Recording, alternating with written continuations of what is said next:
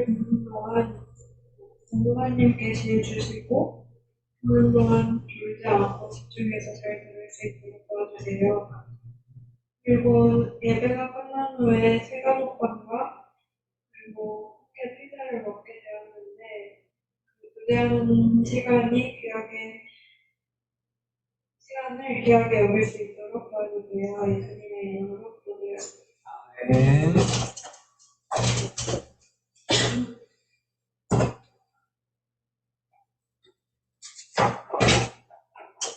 성경 공부하겠습니다. 마가복음 14장 1절에서 11절.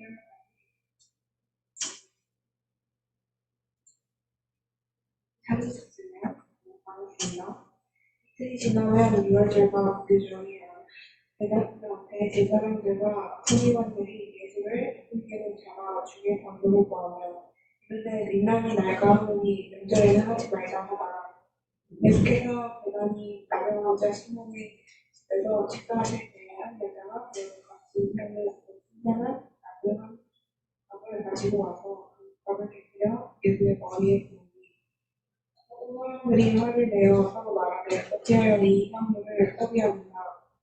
이 향물을 300데나리온 이상에 팔아 사람은 그들에게 줄 수 있게 하겠노라 하며 그 여자를 책망하는지라.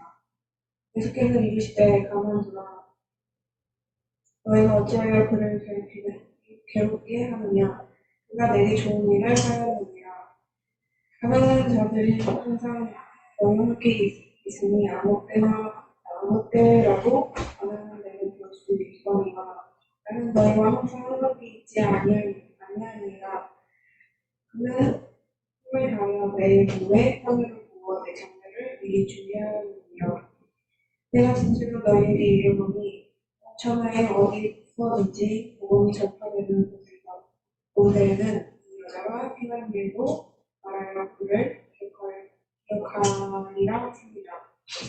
별들 중인 하나인 사람이라 예수를 먹이시려고 내 제사장들에게 가게 그들이 듣고 기뻐하여 돈을 주기로 약속하니라.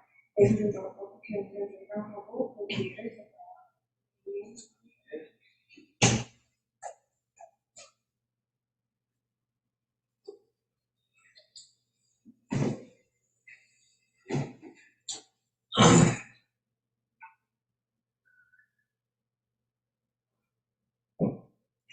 오늘 아까 불렀던 것처럼 이 오늘 본문은 6월절 어린 양과 향유 옥합이 이제 주제인데, 자 1절 한번 보세요. 1절을 보면 6월절과 무교절이 나오는데 6월절은 이스라엘이 출애굽한 날을 기념하면서 어린 양을 잡아먹는 날이었어요. 그 니산월이라고 하는 달에 이스라엘의 달에 15일이 6월절이었고 무교절은 그 날로부터 이어지는 7일 동안 이 누룩이 없는 빵, 무교병을 먹는 시간이었어요. 그러니까 왜 무교병을 먹었느냐? 6월절은 넘어가거든요. 그러니까 마지막 재앙을 이제 그 어린 양의 피가 발려진 문설주, 그 집에 있는 그 집을 넘어가고, 그래서 어린 양을 기억하고 그 피를 기억하는 거고, 그다음 나머지 일주일 동안은 이 사람들이 그날 이후로 급하게 나왔어요. 나오면서 뭘 준비할 수가 있었겠어요?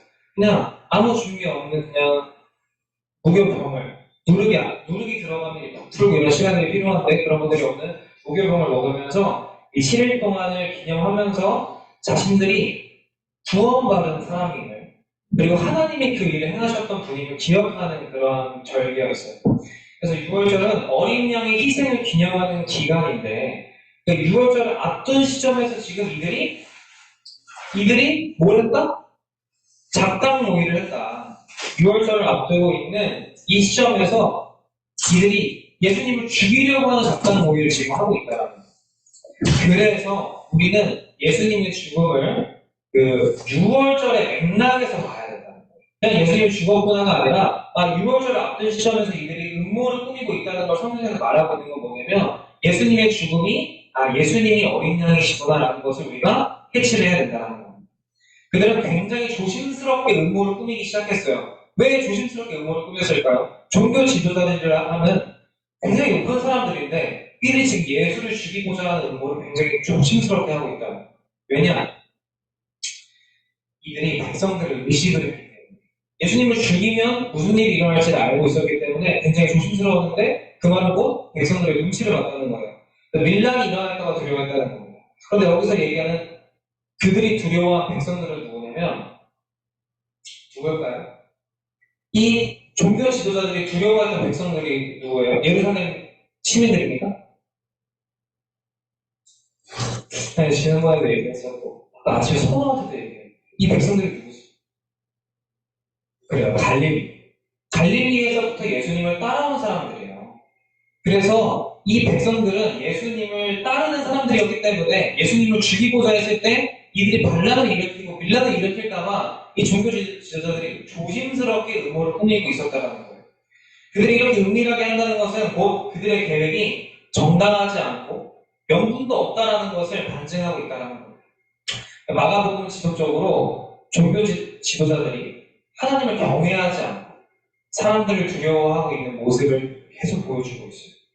오늘 본문에서도 이들은 하나님을 경외하는 마음이 아니라 백성들을 향한 두려움 때문에 움직이고 있는 거예요. 그들의 행동의 원인이 하나님이 아니라 사람들이었다는 거예요.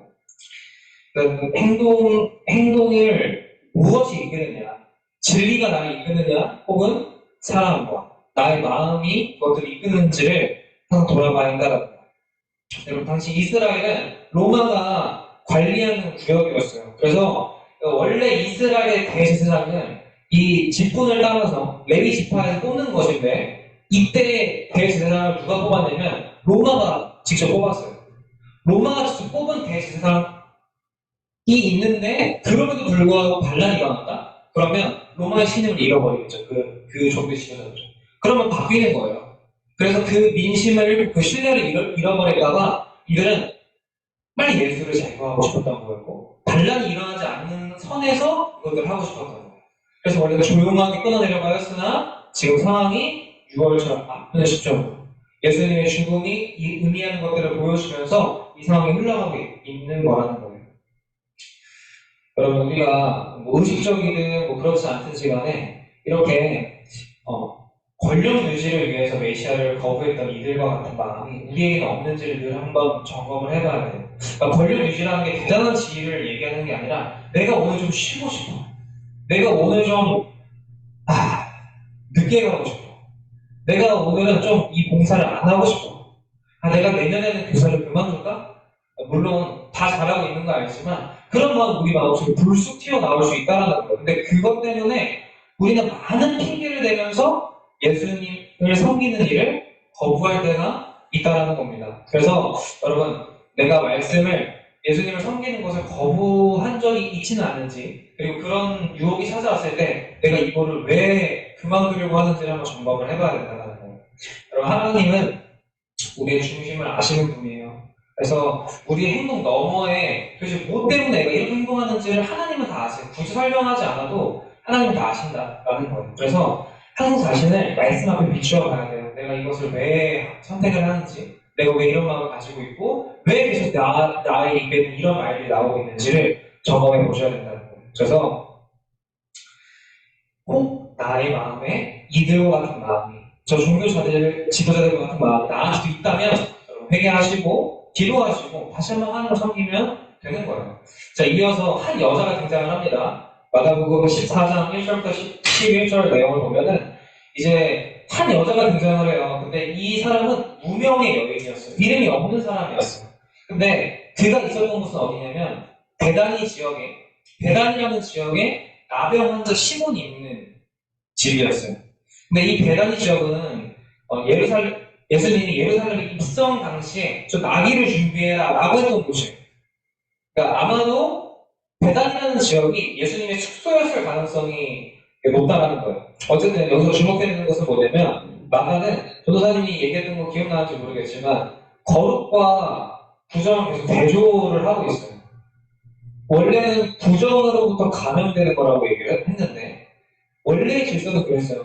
원래 더러운 것이 있으면 더러운 것에 접촉을 하면 이 더러운 것이 나에게도 전염되는 거였어요. 원래의 질서는. 근데 예수님이 가져오신 하나님 나라의 질서는 어떠냐면 거룩이 모든 것들을 전염시키는 거예요. 거룩이 신 예수님의 손에 닿으며 예수님의 이름을 믿으며 예수님께 연결되면 부정했던 내가 예수님 때문에 거룩해지는 역전이 하나님 나라 시대에 도래되었다라는 거예요.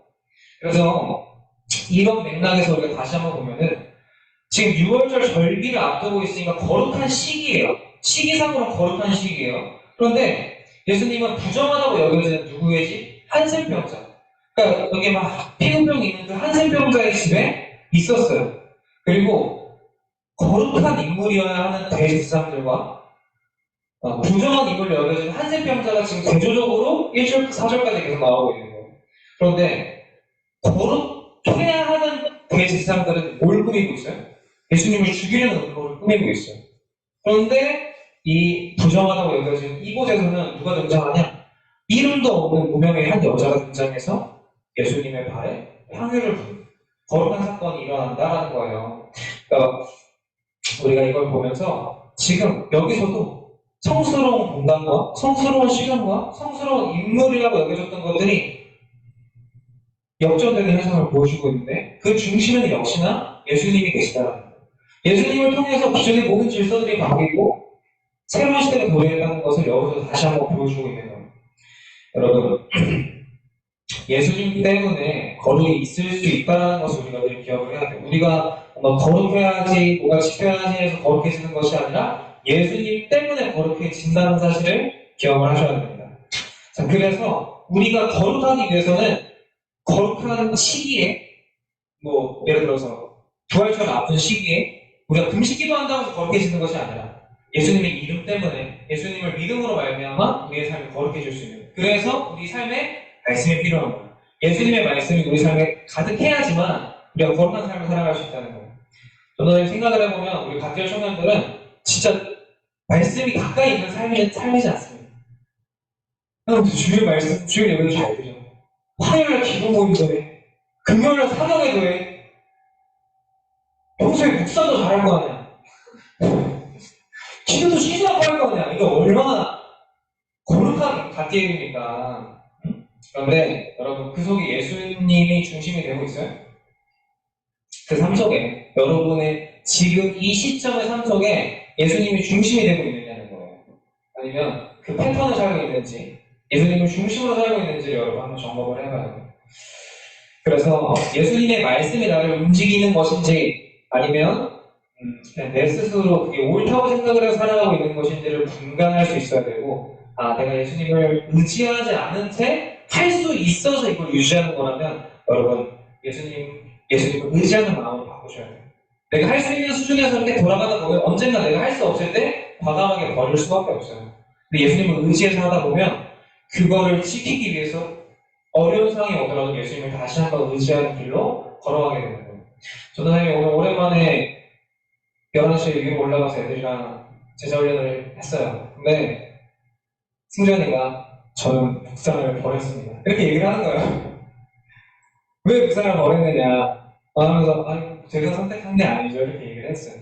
근데 여러분, 우리 삶에 분명히 변화는 끊임없이 올 거예요. 변화는 끊임없이 오는데 내가 할 수 있을 때 하는 것은 그건 내가 하는 거라고 생각하기 때문에, 근데 내가 이걸 하는 것이 내가 할 수 있어서, 내가 하고 싶어서가 아니라 예수님이 명령하신 것이라면 우리는 어떠한 상황에서도 이것을 지킬 의무가 있다라는 거예요. 그럴 때 우리가 해야 되는 건 어쩔 수 없어가 아니라 도와주세요가 되는 거예요. 그러니까 내가 하고 있는 일이 정확히 뭐에서 시작된 것인지, 그리고 그 상황에 왔을 때 내가 뭘 해야 되는지를 알려면 내가 말씀에 근거해서 삶을 살고 있는지, 아니면 내가 하고 싶은 걸 살고 있는지를 정오해 봐야 한다는 거예요. 자, 물론 승준이가 요즘은 체크해주는 사람도 없고 이렇게 얘기를 하면 그러면 체크해주고 되게 시작해보자 이렇게 얘기를 했지만 어쨌든, 자, 이제 본론 두 번째로 넘어가서 이제는 향유에 주목을 하려고 합니다. 여러분, 향유라는 것의 특징은 순전한 것이라는 거예요. 순전한 것. 근데 이것은 믿을만하다, 그리고 성실하다, 희석되지 않다, 섞여있지 않다라는 뜻을 가지고 있습니다. 순전하다는 것은. 그리고 그것은 값비싼 거였어요. 기름이거든요. 굉장히 값비싼 것이었어요. 당시 노동자들의 연봉이 아까 전도사님 1,000원한테 선우는 뭐 직장인이 아니지만 넌 연봉이 얼마나 되니? 라고 물어봤어요. 전도사님의 연봉은 얼마일까요? 저는 지난주에 차트 성적을 얼마나 냈다고 했죠? 80만 원이 전도사님 사례비예요. 뭐 1년이면 얼마죠? 네, 1000만 원이 조금 안 되는 전도사님 연봉짜리 향유를 지금 예수님 앞에 두었다라고 한번 생각을 해보세요. 물론 요즘 직장인들의 연봉은 1000만 원이 아니죠. 1000만 원이 아닙니다. 그런데 이 누멘의 여인은 한 해 연봉짜리 300데나리온은 그 당시 한 해 연봉이래요. 근데 그 한 해 연봉짜리 향유를 지금 무명의 여인이요. 이 여인이 부자인지 결혼을 했는지 아무도 몰라요. 근데 이것을 순정하게 지금 드렸다라는 거예요. 근데 여기서 옥합을 2번 사용을 하는데 상달의 옥합을 가지고 와서 이것을 깨뜨려요. 옥합을 가지고 와서 옥합을 깨뜨려서 드렸대요. 그 말은 뭐냐면 여기 안에 지금 향유가 가득 들어있는데 이걸 붓는 게 아니라 깨뜨렸다는 것은 온전하게 쏟았다는 거예요. 온전하게 드렸다는 거예요. 이 향유를 예수님께. 자, 기름을 누군가 붓는 행위는 그 당시 손님을 대접할 때 하는 그냥 있었던 일이었어요. 하지만 조금 부어서 그냥 하는 정도였지 이걸 깨뜨려서 전부 다 부어드리는 그런 것들을 하지 않았다는 거예요. 그래서 이 여인의 행위를 지금 주변에서 어떻게 보고 있느냐면 보니까 기름 붓는 행위를 지금 과도하다고 여겼던 거예요. 사람들이. 제자들이 야 예수님한테 300데나리온을 붓는다고? 근데 너무 과한데? 하면서 이걸 낭비로 여기게 했어요. 이거 낭비야 라고 얘기를 했다는 거예요. 허비했다고 여겼다는 거예요. 근데 신명기에서도 가난한 자들을 돌보라고 얘기했고 예수님도 가난한 자들을 돌보라고 얘기했어요. 여기 제자들이 보면은 야 그 돈으로 차라리 가난한 사람들을 도와줬다면 더 좋았을 것이다 이렇게 얘기를 한단 말이에요. 그러니까 제자들의 말이 틀린 말은 아닌데 근데 예수님은 그들의 입장과 다른 입장을 내놓기 시작을 합니다. 7절에 예수님이 이 여인의 행동을 뭐라고 평가를 하시냐면 좋은 일이라고 평가를 해요. 우리는 저마다 틀을 가지고 살아요. 그래서 프레임을 씌워놓고 다 판단을 해요. 제자들은 지금 여인의 행동을 자선이라는 구제라는 틀을 통해서 딱 보니까 야 이거는 별로 합리적이지 않아. 야 이거는 낭비야. 이건 잘못됐어 라고 딱 못을 박아버렸어요. 근데 예수님은요 이 여인의 행위를 자선과 구제의 행위로 보지 않고 자신이랑 연관시켜서 이것을 해석하셨어요. 자신이랑 연관을 시키면서 8절에 뭐라고 표현을 하시냐면 장례라는 표현을 쓰셨어요. 여러분 장례와 관련해서 여인의 300데나리온짜리 향유를 붓는 거는 허비가 아니라는 거예요. 예수님은 좋은 일이었다고 평가를 하십니다. 우리가 의례적으로 통상적으로 그냥 누군가를 맞이하는 개념으로서 300데나리온짜리를 전부 붓는 것은 허비일 수 있어요. 낭비일 수 있어요. 그러나 우리가 주목해야 되는 것은 뭐냐면 지금 예수님이 계속해서 제자들에게 뭐라고 설명하시냐면 나 죽는다라고 얘기를 하고 계시다는 거예요. 나 곧 죽어라고 계속 얘기를 하세요. 제자들이 예수님을 따라서 계속 길을 걸어가면서 예수님을 3번이나 내가 가서 죽을 거야라고 얘기를 하십니다. 근데 제자들은 계속 그때는 뭐라고 하면서 싸워요? 누가 더 높아요? 이러고 격싸하고 있는 거예요. 아직도 누가 더 높아요? 이렇게 얘기를 하고 있는데 갑자기 누가 등장해요? 무명의 한 여인이 등장해서 예수님의 발에 기름을 붓는다. 원래 이 기름을 부어야 되는 존재는 뭐냐면 제자들이었어요. 왜? 자기와 함께 걸어가고 있는 예수님이 이제 곧 죽을 거라는 걸 들었잖아요. 그러면 예수님의 장례를 위해서 제자들이 이걸 준비했었어야죠. 그런데 누가 등장해요? 아마도 이 여인은 갈릴리에서부터 따라온 예수님의 무리들 중에 한 명이었을 거예요. 예수님의 죽으심을 들은 사람이었을 거예요. 그리고 그것을 믿었을 거예요. 그래서 내가 예수님에게 이 향기를 드릴 수 있는 시기가 지금밖에 없다는 것을 깨닫고 이것을 아낌없이 드릴 수 있었다는 거예요. 우리가 주목해야 되는 것은 장례라는 상황의 특수성이에요. 예수님의 죽음은 한 번밖에 없죠. 한 번밖에 없기 때문에 항상 계시지 않는다고 얘기를 하면서 이 여인은 이 기회를 놓치지 않은 것입니다. 여러분, 갑자기 여러분이 뭔가 마음이 막 동해가지고 통장에 전액을 다 가져와서 헌금을 내라는 소리가 절대 아니라고 얘기했어요. 아무 때나 그리고 하고 싶은 대로 하라는 게 감정적으로 막 끌어올라가지고 진짜 다 때려치고 선고 가라는 소리가 아니에요. 예수님을 위해서 그 상황에 맞게 기꺼이 자신의 전부를 아낌없이 들어야 할 때 우리가 그것들을 들어야 하는 것입니다. 하나님은요 우리한테 그런 것들을 매번 요구하시지 않아요. 하지만 하나님의 때가 되면은 여러분한테 반드시 받아야 되는 것들을 요구하실 거예요.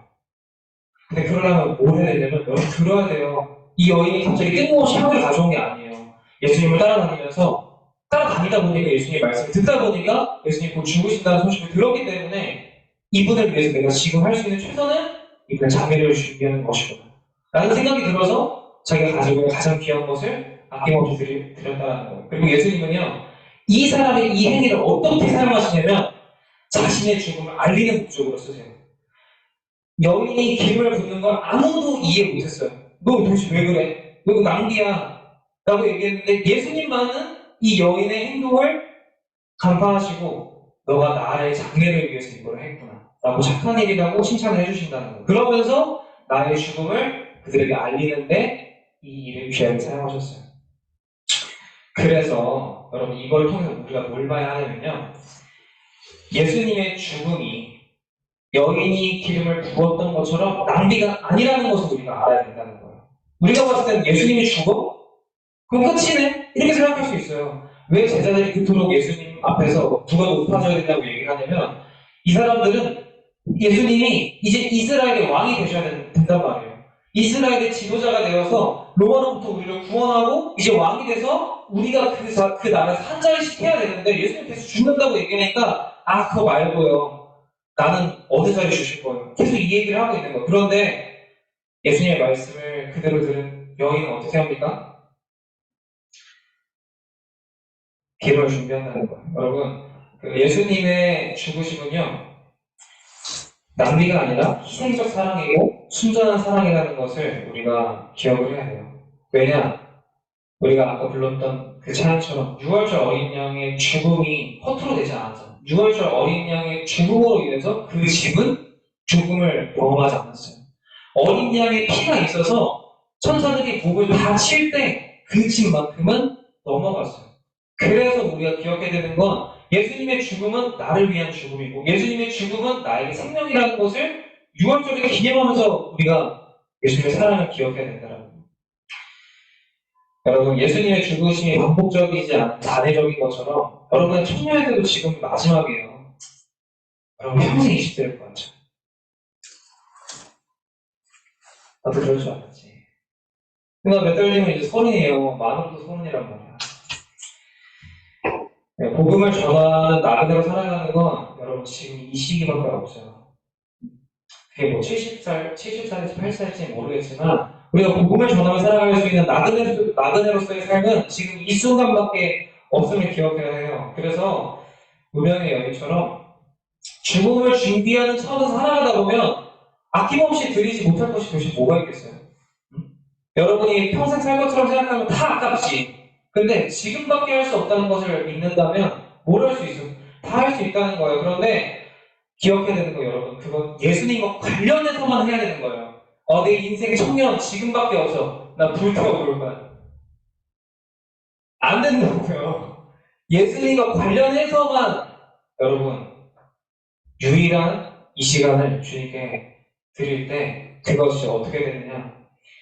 이 복음이 흘러가는 곳곳마다 이 여인의 행적이 같이 전파될 만큼 하나님 높여주신다고요.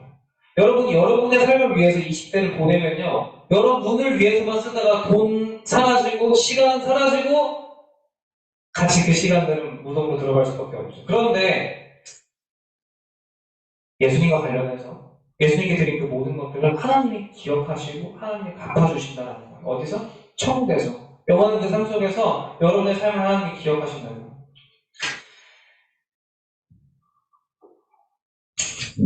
자, 그런데 우리가 생각하기엔 아까도 얘기했지만 제자들이 등장했어야 되는데 갑자기 무명의 여인이 등장하잖아요. 정선이 이제 여기에 절반 이상이 찾은 성녀니까 우리가 눈으로 봤을 때는 필요한 것들이 더 있을 수 있어요. 필요한 것들이 더 있을 수 있고 이게 좀 채워졌으면 좋겠다고 생각이 들 수 있죠. 그런데 여러분 오늘도 우리가 보면 알겠지만 주님은요, 이렇게 갑자기 뜬금없이 누군가를 등장시키시고요. 뜬금없는 상황으로 갑자기 우리를 이끄시고요. 갑자기 하나님만이 하실 수밖에 없는 일들을 통해서 이 모든 것들을 이루시는 분이에요. 여러분이 이게 필요하겠지, 저게 없으면 안 되겠지라고 생각하는 그 모든 것들은 사실 하나님 앞에서는 아무것도 아님을 우리가 알아야 돼요. 누군가가 있어야지만이 성공적인 성교가 아니라 하나님이 함께 계시고 하나님이 인도하시는 성교는 절대 말할 수가 없고 예배도 마찬가지죠. 절대 부족할 리가 없다는 사실을 여러분 기억하세요. 그럴 때 어떻게 되느냐? 하나님의 때가 되면 하나님이 반드시 이루실 것이라는 것을 경험하게 될 거예요. 물론 기대하지 않다가도 갑자기 뜬금없이 우리 리트 형제가 지금 올 거라는 거 기대하는 사람이 있습니까? 전 기대했습니다. 과연 기대했을까요? 자, 근데 갑자기 하나님 보내주신단 말이에요. 그러니까 우리가 생각하는 것보다 더 좋은 것을 하나님 채워주세요. 여러분 그걸 의심하지 않으시길 소망합니다. 자, 마지막으로 9절에 나오는 복음이 유언계를교는 하나님이 예수님을 통해서 다스릴 것이다. 이걸 선포하는 거예요. 그런데 이제는 예수님, 하나님이 만물을 하시는 것이 이제 온 천하에 퍼질 것이라고 9절에 나와 있습니다. 9절 한번 보세요. 자, 복음은요, 우상을 숭배하던 죄에서 하나님의 통치로 돌아오는 거예요. 우상을 스스로 섬겼던 이 사람들이 이제는 어떻게 되느냐? 하나님께 돌아와서 하나님의 보호 아래 살게 되는 거예요. 이것이 복음이에요. 근데 지금까지 무슨 상황이 전개되고 있어요? 예수님의 죽음이 예언되고 있고 예수님의 죽음을 위해 작당 모의를 하고 있는 중이에요. 그리고 이제는 예수님의 장례를 위해서 기름까지 붓는 상황이에요. 그러니까 이제 우리 눈으로 봤을 때는 기울어지고 있어요. 아니 이제 예수님을 통해서 복음이 전파되는 거라고 얘기했는데 근데 이제 예수님이 곧 죽어. 그럼 우리가 봤을 때 끝나는 것처럼 보이는 거예요. 성공하는 것처럼 보이지 않는다는 거예요. 그런데 하나님 뭐라고 얘기하시냐면 복음이 온 세상에 확장될 거예요. 이 말은요, 아까도 얘기했지만 기름 부음이 허비가 아니라 착한 일이 되는 것처럼 예수님의 십자가 죽음은 비극이 아니라 오히려 온 세계로, 온 천하로 복음이 흘러가는 계기가 될 것이라는 것을 하나님 말씀을 하신다는 거예요. 여러분, 믿지 않는 자에게 향유는 낭비였고 십자가를 안 믿는 사람한테는 십자가가 굉장히 미련한 것이에요. 그러나 향유가, 그리고 십자가가 좋은 일이 될 수 있는 것은 하나님의 관점에서 봤을 때 우리의 관점으로 보면 향유는 너무 아까운 것이고 십자가를 보면 너무 미련한 거예요. 왕이 될 수 있는 사람이 십자가에 죽었으니까. 그런데 하나님의 관점에서는 예수님이 죽으셔야 하지만 누가 와요? 성령이 와요. 약속한 성령이 오시면서 예수님의 영을 받은 성령을 받은 모든 사람들이 온 천하에 퍼져서 이제 그 복음이 전 세계에 확정될 수 있도록 하나님이 일하실 것이라는 믿음이 있어야 된다는 거예요. 말씀을 맺도록 하겠습니다. 여러분 10절에 유다와 대제사장들이 나와요. 전도사님도 아까 성화자매처럼 여러분도 성경 읽다 보면 잘 안 되는 발음이 있을 거예요.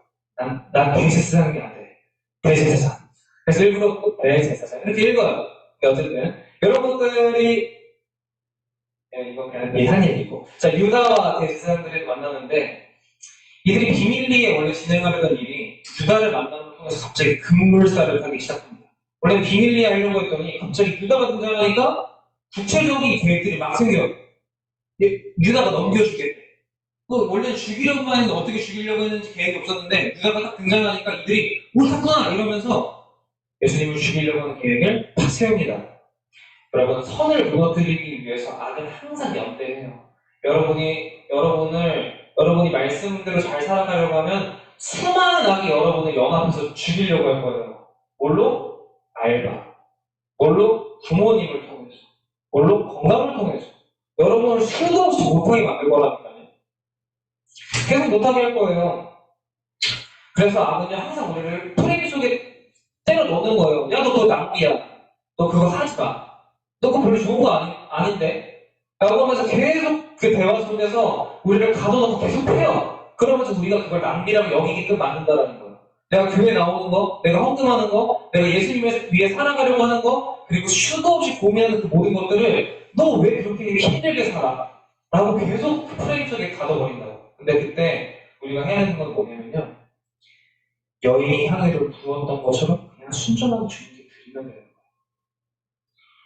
여러분, 우리가 9월 1일부터 청년들이 사경회를 시작했고 10월 1일부터 장년들이 말씀 읽기 모임을 시작을 했어요. 음성한 청년과 없는 박성식 집사님이 많고 적음을 떠나서 그 자리를 지키고자 하는 마음으로 섬기기 시작했어요. 여러분, 그런데 여러분, 분명히 앞으로 이것들이 우선순위에서 밀리는 상황들이 올 거예요. 왜? 말씀으로 든든하게 세워져가는 교회를 하나님은 기뻐하시지만 사단은 기뻐하지 않는단 말이에요. 그래서 어떻게든 다시 이 교회의 말씀이 사라지고 흩어지게끔 어떻게든 공격을 할 거란 말이에요. 그때 우리가 해야 되는 거 뭐냐면 그냥 순전하게 드리는 거예요. 그 자리를 지키는 거예요. 전도사님이 사역을 하면서 가장 기뻤던 일은 뭐냐면 물론 못 나올 수도 있겠지만 화요기도 모임이 한 사람, 그러니까 희주가 못 나왔던 데가 있었겠지만 위령이가 못 나왔던 적은 있었겠지만 그랬겠지만 한 명도 안 들어와서 모임이 진행되지 않았던 적은 없었단 말이에요. 여러분, 그게 가능하다고 생각합니까? 물론 가능할 수 있죠. 주일 예배가 요즘 드려지는 거죠. 그런데 그게 결국 쉬운 일이 아니에요. 애초에 우리는 줌으로 모이는 것 자체가 원래 없던 인생들이었잖아요. 그런데 하나님이 시작하셔서 지금까지 단 한 번도 빠짐없이, 물론 우리가 때때로 그것들이 되게 의무적으로 들어가는 것처럼 느껴질 때가 있어요. 그리고 그 시간에 집중하지 못하는 때도 있을 수 있다는 거 알아요. 근데 여러분, 사단은요, 어떻게든 그것들을 무너뜨리려고 할 거예요. 여러분의 삶 속에 채워지고 여러분 삶 속에 하나님이 시작하신 일들을 가치 없는 것으로 여기게끔 계속 공격을 할 거라고. 그때 우리가 어떻게 해야 됩니까? 낭비처럼 보여질 때 여러분, 눈을 한번 들어서 하나님 이걸 뭐라고 평가하실까요? 내가 봤을 때는 난 진심으로 드리는 거야. 근데 세상은 나를 보고 너 그거 낭비하라고 얘기하지만 주님은 그걸 보고 착한 일이라고 평가해 주신다. 여러분, 그걸 믿으셔야 돼요. 그걸 믿으셔야지 우리가 할 수 있는 일을 끝까지 할 수 있어요. 그런데 천국은 눈물을 흘리네요. 그걸 인공눈물이지만 여러분, 지켜야 하는데 근데 혼자 지키면 지켜집니까? 아니에요. 같이 지켜야 돼요. 인도는 선하자매가 하네? 그럼 나는 인도 안 해도 되겠지가 아니란 말이에요. 같이 지키는 거예요, 여러분. 같이 지키는 것이에요. 그리고 저 사람 없으면 이거 안 되겠지? 이거 안 하면 이거 안 돌아갈 것 같은데? 그렇게 생각하지 마세요. 여러분의 시선을 이제는 제자들처럼 예수님을 프레임속에 가두려는 것이 아니라 여인처럼 예수님 말씀을 믿고 그렇게 우리가 할 수 있는 일이 무엇인지를 깨닫고 순종하는 것, 순전하게 향유를 드리는 그 여인의 모습이 우리에게도 필요하다는 거예요. 그러면 무슨 일이 일어납니까? 하나님의 때에 하나님께서 복음을 확장하는 일을 하실 거라는 거예요. 한 가지만 얘기하고 이제 같이 기도하려고 하는데, 전도사님이 아까 우리 친구들이랑 오늘 승준이랑 희장이랑 둘이 있었어요. 둘이 있어서 같이 이런저런 얘기를 했는데, 여러분, 전도사님이 전도사로 사역을 하고 있으니까 주변 친구들이 다 전도사겠죠. 그러면 많이 있는 교회도 있고 적게 있는 교회도 있어요. 근데 한 60명쯤 유초등부가 있는 곳에 있다고 한번 쳐봅시다. 그 전도사님이 그 60여 명을 다 신방할 수 있을 것 같아요? 예를 들어보면 전도사님이 화요일부터 금요일까지 학교에 있어야 돼요. 그리고 금요일부터 주일까지 교회에 있어야 돼요. 그리고 과제도 해야 돼요. 그리고 만약에 결혼했으면 가정생활도 해야 되고 연애도 해야 되고 돈이 없으면 알바도 해야 돼요. 근데 그러면 그 60명의 유초등부 아이들을 이 전도사님이 다 케어할 수 있을 것 같아요? 아까 희성이가 전도사님의 원래 이름 뭡니까? 전도한 거 아닙니까? 이렇게 얘기하는 거예요. 이렇게 얘기를 했어요. 근데 전도사님이 그 시간 계속 얘기를 하면서 결국 결론 내리면서 얘기했던 게 뭐냐면, 전도사님이 너희가 해야 되는 일이 뭐냐면 예수님을 스스로 믿고 따를 수 있도록 해주는 게 전도사님의 역할이라고 했어요. 그러면 전도사가 할 일은 너네랑 같이 나가서 전도사님 전도하는 모습을 보여주는 게 아니라 너네가 전도할 수 있도록 막 가르쳐주는 것이 내 역할이라고 얘기했단 말이에요. 그랬더니 승전이가 기사합니다. 내가 쓸데없는 말을 해가지고 우리가 졌다 생각한다. 이렇게 얘기를 했었단 말이죠. 여러분, 우리가 인원이 많고 적은 우리한테 좋을 수 있어요. 우리한테 유익한 것처럼 보일 때가 있을 수 있어요. 그런데요, 하나님이 여러분한테 그렇게 허락하신 데는 다 이유가 있어요. 우리가 이 인원에서 같이 예배를 드리고 여기서 신앙생활을 배우고 여기서 이렇게 하고 있는 이유가 분명히 있어요. 근데 이 시간을 우리가 어떻게 해석하는지가 되게 중요해요. 여러분 지금 예수님을 인격적으로 만나고 있어요? 예수님을 알아가기 위해서 힘쓰고 있어요? 예배를 어떻게 드리고 있는지, 신앙생활을 어떻게 하고 있는지 여러분 한번 잘 점검해 봤으면 좋겠어요. 60명, 100명 되는 청년부 가면요, 반드시 거기에 소외되는 사람들이 있어요. 서로도 상처받는 사람들이 있어요. 내 공동체가 아니라고 느끼는 사람들이 많아요. 그리고 교회를 떠나요. 예수를 떠나는 처음부터 예수랑 접해 있지 않은 거예요. 그냥 교회를 다니다가 교회를 떠난다고요. 근데 여러분은 어때요? 예수님과 연결되어 있죠. 그렇게 믿어줘야 됩니다. 여러분, 하나님이 우리한테 허락하신 데는 다 유익함이 있어요. 그 유익함을 누리시길 소망합니다. 그리고 하나님은 때가 되면요, 필요한 것들을 채워주세요. 필요한 것들을 아낌없이 채워주시는 분이에요. 근데 그걸 가능한 사람한테 주신다는 거예요. 내가 묵상을 너무 하고 싶은데 묵상을 못하는 사람들이 계속 와. 그러니까 그때 그 사람을 뭘 기도하겠어? 묵상할 수 있도록 도와주세요라고 기도하겠죠. 근데 묵상을 하고 싶은 마음도 없이 시키는 대로만 하다 보면 묵상 못하는 상황이 뭐 어떻게 됩니까? 좋은 핑계가 왔다. 이래서 바로 버린다고요, 여러분. 여러분의 신앙생활이 그렇게 돼서는 안 되겠죠. 여러분, 우리가 예수님을 따라가는 제자들이 돼야 되지만 중요한 거는 내가 어떤 마음으로 예수님을 따라가고 있는지를 한번 확인해 보시고, 그리고 예수님 말씀을 듣고 내가 지금 할 수 있는 최선이 뭔지를 한번 고민해 보세요. 그리고 그거를 순전하게 한번 해보세요. 순전하게. 그럼 예수님이 그 일에 착한 일을 여겨주시고 칭찬해 주시고 갚아주실 거예요. 저는 솔직히 하나님 입장에서 전도사님 연봉이 되는 값에 향유를 붓는다고 하나님 이렇게 하실 것 같아요? 전혀. 근데 하나님은 그 마음을 보시고 너무 이뻤던 거예요. 네가 나를 이렇게 예배한다고? 너가 나를 이렇게 사랑한다고? 그 마음을 보시고 내가 너를 위해서 뭘 해줄 수 있을지를 부어주시기 시작한다. 그게 우리가 예배 때 가져야 되는 태도입니다. 그런데 예배 때만 그럴 게 아니라 삶에서 그렇게 살면 하나님 그 삶도 충만하게 채워주실 거예요. 묵상하고 있죠? 예. 그럼 하나님 충만하게 채워주실 거예요. 어떻게? 하나님을 사랑하는 그 마음에 반응하면서. 여러분, 열심으로는 하나님이 아무 반응도 안 하세요. 열심히 하면 하나님이 뭔가 복 주신다고 얘기하고 이단입니다.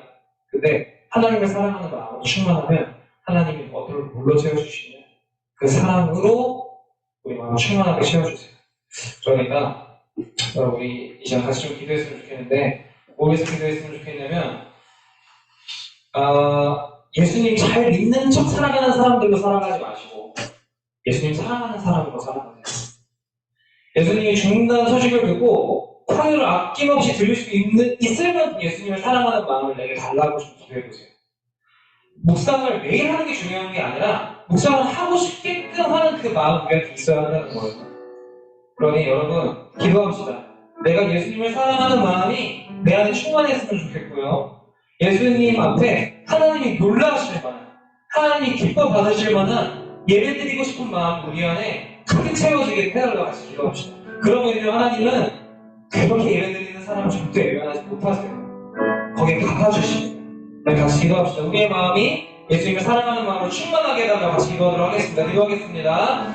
하나님, 우리의 삶을 아버지 주관하시고 보호하시는 하나님의 음성을 듣기를 원하고 하나님의 마음을 듣기를 원하고 하나님 앞에 달려나가기를 원합니다. 그러나 주님, 우리는 때때로 세상이 가져오는 그 틀 속에서 내가 하고 있는 일이 마치 낭비인 것처럼 그 사단의 말에, 그 세상의 말에 흔들릴 때가 너무나도 많이 있습니다. 주님, 그러나 나의 이 마음 주님 다 아시고 주님 그 마음을 착한 일이라고 평가해 주시는 그 주님 앞에 내가 이걸 들고 나가기를 원합니다. 주님, 내가 섬기고 싶은 모양대로 섬기는 것이 아니라 주님이 원하시는, 주님이 기뻐하시는 섬김이 무엇인지를 고민할 수 있게 해주세요.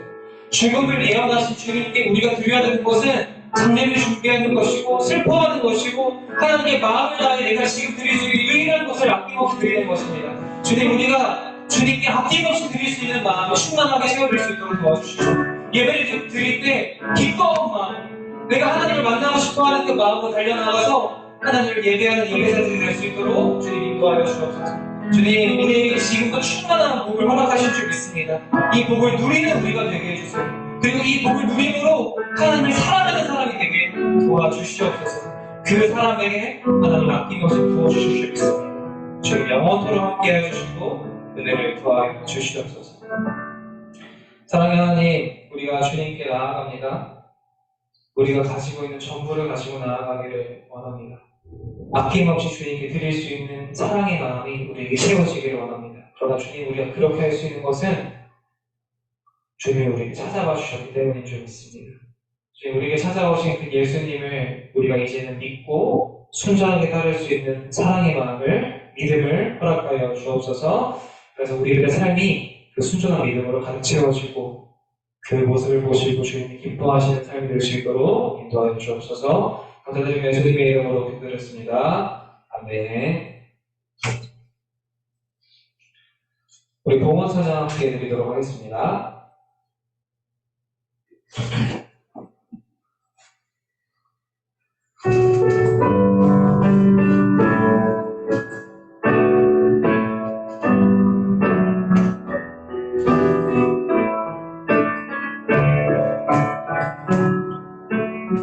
나무과도 주님을 바꾸지 않으리, 다른 어떤 은혜 구하지 않으리.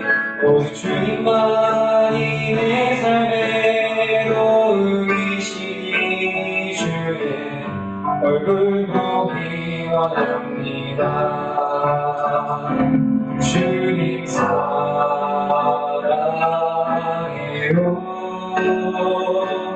욕망과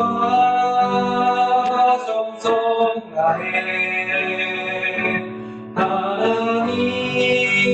하나님의 시시한 친구 되길 원합니다. 기도하겠습니다. 주님, 무엇과도 주님을 바꾸지 않는 마음을 우리에게 허락해 주시기를 원합니다. 다른 어떤 은혜, 다른 어떤 도움도 구하지 않는 믿음을 허락해 주시기를 원합니다. 주님, 오직 주님만이 나의 도움이시고 내가 간절히 원하는 것은 주님을 보는 것뿐인 줄 고백하오니 주님, 나의 마음에 주님을 사랑하는 마음으로 가득 채워지게 도와주시고 온 마음과 정성을 다하여 주님의 친구로 주님의 복음을 전하는 사람으로 살아갈 수 있도록 주님 함께하여 주옵소서. 주님, 그 삶을 기뻐 받아주실 줄 믿습니다. 세상에 휘둘리는 것이 아니라 하나님이 나를 어떻게 보시는지를 생각하면서 하나님을 기쁘시게 해드리는 제 성령 될 수 있도록 인도하여 주옵소서. 감사드리며 예수님의 이름으로 기도드렸습니다. 아멘. 주기도문하심으로 청년 예배를 마치도록 하겠습니다. 하늘에 계신 우리 아버지여, 이름이 거룩히 여김을 받아주시오며 나라의 마옵시며 뜻이 하늘에서 이루어진 것 같이 땅에서도 이루어지이다. 오늘날 우리에게 영원한 양식을 주옵시고 우리가 우리에게 죄 지은 자를 사하여 준 것 같이 우리 죄를 사하여 주옵시고 우리를 시험에 들게 하지 마옵시고 다만 악에서 구하옵소서. 대개 나라와 권세와 영광이 아버지께 영원히 있사옵나이다. 아멘. 네, 나와서 광고 해주세요.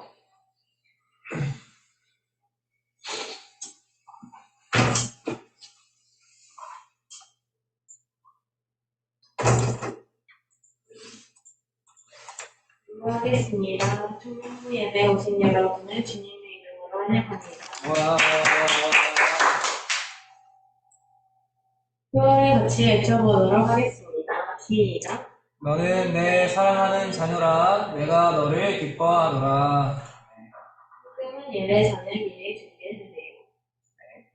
이번 주 화요 기도모임 인도자는 박다운 학생입니다. 금요 말씀 모임 이번 주에도 있는데 또 시간이 안 걸렸네요. 이번 주는 요한복음 6장 같이 읽도록 하겠습니다. 이번 순서로 세가족반 8장을 하고 피자를 먹도록 하겠습니다. 예. 근데 찾아가야 돼.